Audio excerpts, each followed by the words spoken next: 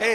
اللہ اکبر، اگر سرہانے بیٹے ایک نہیں 10 بیٹے بھی سرہانے کھڑے ہیں تو باپ کی موت کی تکلیف کو کوئی ایک بیٹا نہیں اٹھا سکتا، کوئی بیٹا اس کو شیئر نہیں کر سکتا، اولاد اس کو شیئر نہیں کر سکتی، بہویں اس کو شیئر نہیں کر سکتی۔ اور موت کی تکلیف کتنی سخت ہے، آئیے اس کی ایک جھلک آپ کو بتا دوں۔ اپنے مسائل کا حل یاد رکھنا صرف تعویذات کے اندر نہیں ہے۔ تعویذات میں ڈوبنے والی میری سنی قوم سن لو، ہر مشکل کا علاج تعویذ نہیں ہے۔ تعویذات میں سحر اور جادو کا علاج تو ہو سکتا ہے، لیکن ہر مشکل کا علاج نہیں ہے، ہر مصیبت کا علاج نہیں ہے۔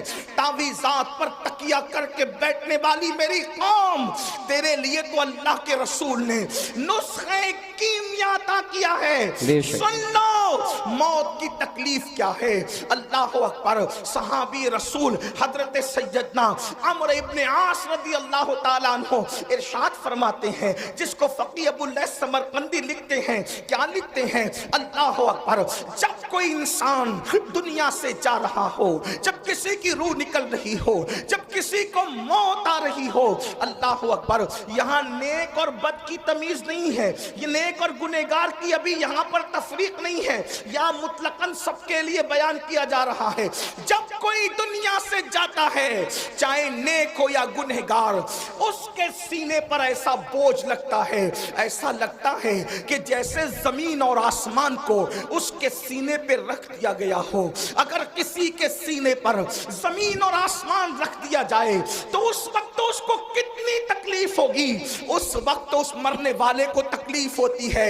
اپنے کانوں میں ایئر فون لگا کر گانے سننے والے جوانوں کی توجہ چاہتا ہوں، شراب کی نشستوں کو آگ آباد کرنے والوں کی توجہ چاہتا ہوں، رات رات بھر انٹرنیٹ پر بیٹھ کر زنا کے مناظر دیکھنے والوں کی توجہ چاہتا ہوں۔ میرے بھائیوں غور تو کرو، ایک منزل وہ آپ پر بھی آنی ہے، وہ مجھ پر بھی آنی ہے۔ وہ منزل کون سی ہے؟ وہ موت کی منزل ہے، وہ گھاٹی موت کی گھاٹی ہے، مرنا سب کو ہے۔ اللہ اللہ، صحابی رسول حضرت عمرو ابن عاص رضی اللہ تعالیٰ عنہ کہتے ہیں، زمین اور آسمان اگر کسی کے سینے پہ سمیٹ کر رکھ دیا جائے تو اس وقت جو اس کی تکلیف ہوگی وہ تکلیف مرنے والے کو ہوتی ہے۔ ذرا تصور کرو، اگر گھر کا پنکھا سینے پہ گر جائے ہم برداشت نہیں کر سکتے، اللہ اکبر، سینے پہ پتھر لگ جائے ہم برداشت نہیں کر سکتے، ڈرائیونگ کرتے وقت اگر کار کی اسٹیئرنگ سینے پر آ جائے ہم برداشت نہیں کر سکتے۔ اللہ اکبر، وہ کیفیت آپ پر بھی آنے والی ہے، وہ کیفیت مجھ پر بھی آنے والی ہے۔ اندھیرا گھر، اکیلی جان، دم گھٹتا، دل اکتاتا، خدا کو یاد کر پیارے، وہ ساعت آنے والی ہے۔ اللہ اکبر، سینے پہ زمین اور آسمان کو رکھ دیا جائے تو وہ تکلیف نہ ہوگی، مرتے وقت وہ تکلیف ہوگی۔ اس کے بعد حضرت سیدنا عمرو ابن عاص رضی اللہ تعالیٰ فرماتے ہیں، اتنی سی پہ بس نہیں، جب مرنے والا سانس لیتا ہے تو اس کو ایسا لگتا ہے کہ جیسے وہ ناک کے سوراخ سے سانس نہیں لے رہا ہے، وہ ناک کے سوراخ سے سانس نہیں لے رہا ہے، اس کو ایسا تنگ کر دیا جاتا ہے ناک کے سوراخ کو، اس کو یوں لگتا ہے جیسے وہ سوئی کے ناکے سے سانس لے رہا ہے۔ اتنا تنگ کر دیا جاتا ہے، اتنا تنگ کر دیا جاتا ہے کہ یوں لگتا ہے کہ جیسے وہ سوئی کے ناکے سے سانس لے رہا ہے۔ میرے پیارے آقا صلی اللہ علیہ وآلہ وسلم کے پیارے دیوانوں، اسی پر بس نہیں، حضرت سیدنا عمرو ابن عاص فرماتے ہیں، اللہ اکبر، اگر کسی کے پیٹ میں ببل کا درخت اگا دیا جائے اور پھر اس کی ڈنٹھل اس کے نیچے کے مقام سے کوئی کھینچے اس طرح سے کہ اس کی رگ رگ میں ببل کا کانٹا چبا ہوا ہو اور کھینچنے والا زور سے کھینچے تو اس وقت اس کے پیٹ کی کیفیت کیا ہوگی، اس وقت اس کی رگوں کی کیفیت کیا ہوگی، اس وقت اس کی شریانوں کی کیفیت کیا ہوگی۔ عمرو ابن عاص کہتے کہتے ہیں جب روح نکلتی ہے تو ایسا لگتا ہے کہ جیسے ببول کا کانٹا کا درخت پیٹ پہ اگا کر کوئی نیچے سے کھینچ رہا ہے. یہ کیفیت ہوتی ہے مرنے والے کی. حضرت موسیٰ کلیم اللہ فرماتے ہیں زندہ بکرے کی کھال ادھیڑی جائے تو اتنی تکلیف نہیں ہوتی جتنا تکلیف مرنے والے کو ہوتی ہے. اللہ کے سچے نبی غیب دا فرماتے ہیں ایک انسان کو 313 تلواروں سے ایک ساتھ حملہ کر کے مارا جائے تو 313 تلواروں کی ضرب اتنا تکلیف نہیں پہنچاتی جتنی تکلیف انسان کو موت کے وقت ہوتی. یہ موت کی تکلیف ہے اور اتنی پیاس لگتی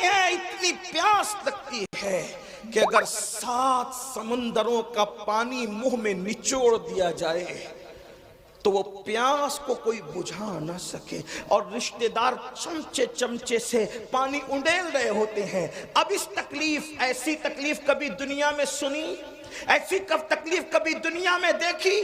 کبھی نہیں دیکھی ہوگی. کسی نے کتنا ستائے, کوئی کتنی تکلیف پہنچائے, کاروبار کتنا اجڑ جائے, کاروبار کو کتنی بھی تکلیف ہو جائے, کچھ نہیں. اور اس وقت تو کوئی تسلی دینے والا بھی نہیں. کوئی تسلی کیا دے سکتا ہے, کیونکہ کان بھی کام نہیں کر رہے ہیں, زبان بھی کام نہیں کر رہی ہے, ہاتھ پیر بھی کام نہیں کر رہے ہیں. اللہ کے غیب داں نبی صلی اللہ علیہ وآلہ وسلم فرماتے ہیں اگر مرنے والے کے جسم کی طاقت نہ کھینچی جائے تو وہ پاگلوں کی طرح جنگلوں میں بھاگے اور اس کی آواز ایسے نکلے جیسے بیل کاٹنے کے بعد جیسے وہ چیختا ہے, اس کے چیخنے کی آواز تم سنو. لیکن اللہ کی حکمت یہ ہے کہ وہ مرنے سے پہلے اس کے ہاتھ کی, پیر کی, چلانے کی طاقتیں کھینچ لیتا ہے تاکہ وہ ہاتھ پیر کو ادھر ادھر نہ کر سکے, تڑپ نہ سکے, بے چین نہ ہو سکے.